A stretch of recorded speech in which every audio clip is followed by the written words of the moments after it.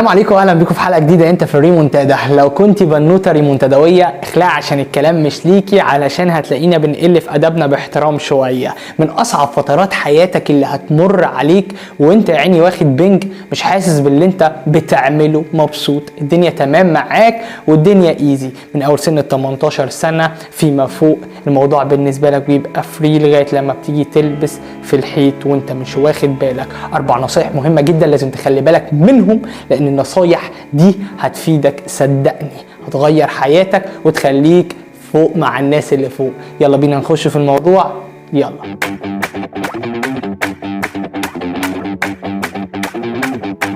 وكالعاده لو كنت جديد معانا في قناه فانا برحب بيك وبقول لك اهلا بيك. انت في الريمونتادا، انت في القناه دي عشان خاطر تبقى على وضعك، وكمان تدي امل لنفسك ان اللي جاي احسن ان شاء الله، تطور من نفسك، تمنع اي حاجه وحشه انت بتعملها، تكتر اي حاجه حلوه ممكن تفيدك وتنقلك نقله تانية في حياتك. هو ده هدف القناه بتاعتنا، فانا برحب بيك لو كنت جديد، مش اكتر ولا اقل. الفتره اللي ما بين ال 18 لغايه سن ال 23 24 سنه، الفتره ديت بتبقى انت متبنج فيها. اول حاجه بتعرفها في الفتره ديت بعد كبسه ثانويه عامه وزهق الدراسه هو الجنس. في مصر عندنا الجنس بنعرفه من عند سن 16 سنه الولاد، طبعا يمكن اقل. الجنس دوت حاجه في منتهى الصعوبه بالنسبه لحضرتك في الفتره دي، لان انت بتعرف حاجات كبيره جدا عن سنك، ودايما التكنولوجيا عطيانا مساحه كبيره جدا ان احنا نعرف حاجات كتير جدا وندور ونشرس. وطبعا كمان لما نيجي نشرش على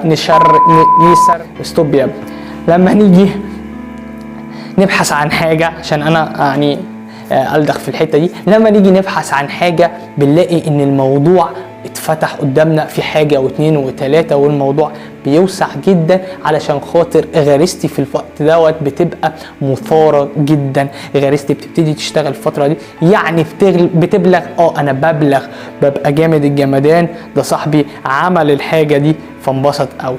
طبعا عارفين الحاجه دي هي العاده الغلط، العاده اللي بتدمر حياتك قدام، وهتعرف كده بعد لما تتجوز او قدام هتأثر عليك اثار مش تمام. اول نقطه معانا، ما تسلمش نفسك للفرجه على الافلام اللي مش كويسه، ما تسلمش نفسك للفرجه على الافلام اللي مش هتفيدك، ما تسلمش نفسك لعادات غلط انت بتعملها علشان خاطر بس تطلع طاقتك. ما ينفعش، لان انت هتعرف الكلام اللي بقوله لك قدام لما تكبر مش قادر تبطلها، بتبطلها بحاجات كتيره جدا. اولها الاراده والصلاه، تانيها انك خدت قرار انا راجل مش هرجع فيه، وكمان هبتدي ان انا العب رياضه والعب جيم. هو ده اللي هيبطل الحاجه ديت. فرجك على الافلام مش هيفيدك حاجه، هيجيلك وقت هتزهق، هتمل. اوكي، كل الناس كانت بتعمل كده، وكل الناس الحاجه دي قدامها متاحه جدا، فطبيعي ان هي عملت كده. بس انت وقف نفسك على ده، لان غلط طبعا، لان ده يعني بيغضب ربنا جدا، مش هيفيدك، هيأثر عليك، انت اللي في الاخر هتتضر قدام لما تتجوز، وطبعا فضيحتك هتبقى بجلاجل. حاجات كتير جدا مش عايزين نخش في تفاصيل في النقطه دي، ولكن هتفيدك قدام لو انت عملت ستوب، عملت كنترول، شغلت وعيك الذاتي بنفسك. تعمل كده ليه؟ لا، انا اطلع طاقتي في ان انا اصلي، اطلع طاقتي في ان انا انزل جيم، ان انا انزل العب كوره مع اصحابي، ان انا يوم ما عيني تيجي في حته مش كويسه على البنت امنع الكلام دوت مش هيفيدني بحاجه. انا اللي هيفيدني نفسي ثم الله، علشان خاطر ربنا يبارك لي في حياتي. النقطه اللي بعد كده ومهمه جدا انك تعملها في بدايه سن 18، لانها هتفرق جدا معاك.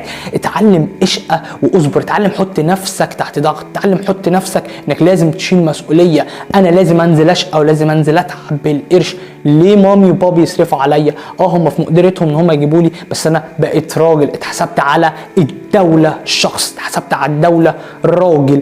انا اتعمل لي بطاقه، يمكن اتعمل لك بطاقه من سن 16 سنه، فانا هنزل واشتغل وابقى راجل. مش عيب خالص، مش مستني مني انت معلومه زي دي، لان انت فعلا تقدر ان انت تعمل كده وتصرف على نفسك وتجيب اللي انت عايزه، بس في حدوده وبعقل. مش كل حاجه تعجبني اروح اجيبها. النقطه اللي بعد كده، احاول على قد ما اقدر اجمع فلوس واخاف عليها. الفلوس دي ممكن تفيدك قدام، تعمل بيها اللي انت عايزه، تعمل بيها مشروع كبير، تكبر نفسك بنفسك، علشان خاطر ما يتقالش احنا اللي عملنا. لا، انا اللي عملت نفسي بنفسي، محدش يذلك. طبعا ابوك وامك يعني ليهم فضل كبير عليك اكيد، ولكن انا عايزك انت تعمل فلوس كتير، تعمل بيها اللي انت عايزه بعدين، ولما تستغلها صح ما تصرفهاش على حاجات تافهه جدا. تستغلها صح في انك تعمل مشروعك اللي بتحلم بيه، تجيب عربيه تشتغل عليها، تعمل كل اللي في بالك. فمعنى كده ان انت راجل يعتمد عليك، بدل ما تشتغل زيك زي اي راجل وتاخد الفلوس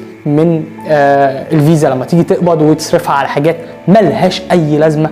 مش هتستفاد حاجة، بتضيع وقت على الفاضي زيك زي اي حد. الفلوس دلوقتي وفي الزمن دي بقت من اهم العوامل. 80% من حياتك الفلوس. اللي يقول لك الفلوس مش كل حاجة قول له اركن على جنب يا حبيبي، انت ما تعرفش حاجة. لما اجي اتزنق في موضوع مهم، العيلة تتزنق في حوار ايا كان، انا لازم اثبت وجودي وابين لهم ان انتوا خلفتوا راجل وانا راجل يعتمد عليا قدام. وكمان لما تيجي تتجوز بعدين هيفهموا ان انت شغال من صغرك وتقدر انك تعمل قرش وتقدر انك تفتح بيت وتقدر انك تحل مشاكل. الحاجه دي مهمه جدا. الفلوس بتدخلك في دوامات كبيره جدا بس لصالحك. استغل دوت.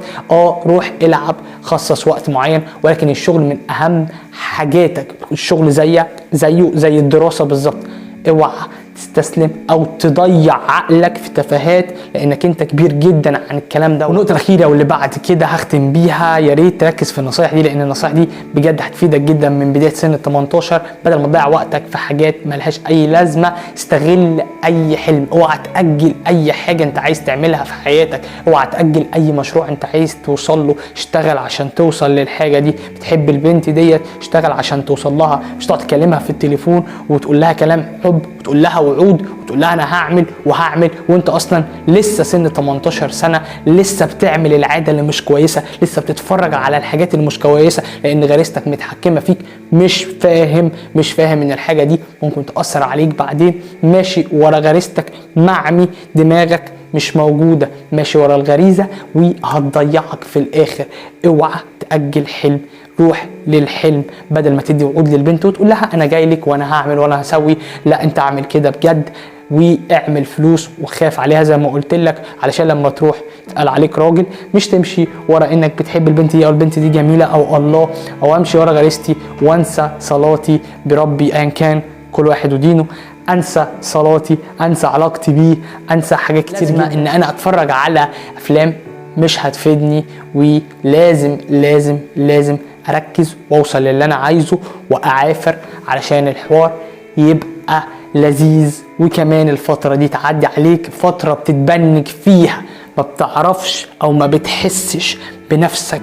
كل اللي انت حاسه عايز تعمل زيك زي اي ما حد بيعمل، عايز تتفرج عادي، ما انا انسان ضعيف. لا، حط اهداف قدامك، ركز في ال4 نصايح دول. يمكن لو انت عايز تغير حياتك فعلا ممكن تركز فيهم وتبتدي ان انت تشتغل على نفسك فيهم. ما بقفلكش، كلنا بنغلط، بس عايزك تقلل الغلط، تحجم الغلط علشان خاطر تبقى راجل يعتمد عليك. فلو سمحت يا ريت تنفذ النصايح دي.